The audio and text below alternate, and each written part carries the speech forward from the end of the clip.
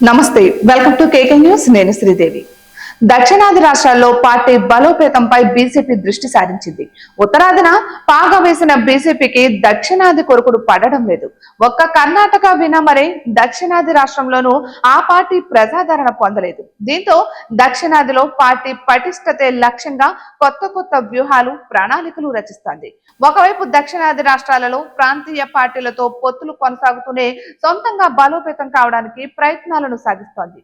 దక్షిణాది రాష్ట్రాలలో బీజేపీ బలోపేతానికి జనసేన అధినేత పవన్ కళ్యాణ్ చరిష్మాపై ఆధారపడడం అవసరమన్న నిర్ణయానికి వచ్చిన బీజేపీ అందుకు అనుగుణంగా అడుగులు వేస్తోంది, వ్యూహ రచన చేస్తోంది.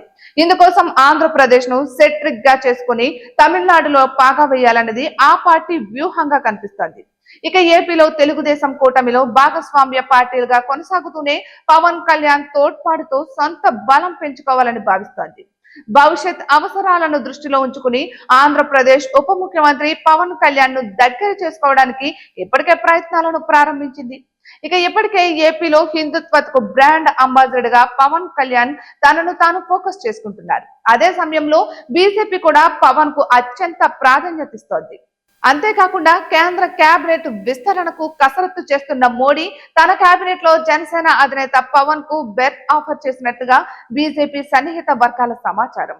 ఇక పవన్ అందుకు అంగీకరించి కేంద్ర కేబినెట్ లోనికి వెళితే ఏపీలో ఆయన సోదరుడు నాగబాబుకు కీలక కేబినెట్ బెర్త్ దక్కేలా తన ఇన్ఫ్లుయెన్స్ ను ఉపయోగించాలన్నది బీజేపీ ఎత్తుగడగా కనిపిస్తోంది.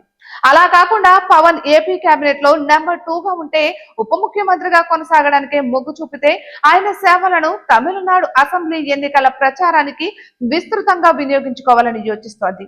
ఆంధ్రప్రదేశ్ లో కంటే తమిళనాట సినీ గ్లామర్ ప్రభావం రాజకీయాలపై అధికంగా ఉంటుందన్న సంగతి తెలిసిందే. అందుకే ఇప్పటికే పవన్ బీజేపీ కోరిక మేరకు తమిళనాడుకు సంబంధించినంత వరకు వ్యూహాత్మకంగా అక్కడ అధికారంలో ఉన్న డిఎంకేకు వ్యతిరేకంగా వ్యాఖ్యలు చేస్తూ వస్తున్నారని చెబుతున్నారు. ఇక తెలుగుదేశం పార్టీకి కూడా బీజేపీ తాయిలాలిచ్చి కేంద్రంలో మోడీ సర్కార్ కు ఎటువంటి ఇబ్బందులు తలెత్తకుండా ఉండేలా జాగ్రత్తలను తీసుకుంటోంది. సాధ్యమైనంత వరకు త్వరలో పలు రాష్ట్రాలకు గవర్నర్ల నియామకం చేయాలన్న ఉద్దేశంతో ఉన్న బీజేపీ తెలుగుదేశం పార్టీ నుంచి ఒకరిద్దరికి గవర్నర్ పదవి ఇవ్వాలని నిర్ణయించింది. ఇక ఈ మేరకు ఇప్పటికే చంద్రబాబుకు సమాచారం ఇచ్చినట్లుగా చెబుతున్నారు. పార్టీ నుంచి ఎవరిని ఎంపిక చేయాలన్న విషయంలో చంద్రబాబు ఇప్పటికే కసరత్తు మొదలు పెట్టారని కూడా తెలుస్తోంది.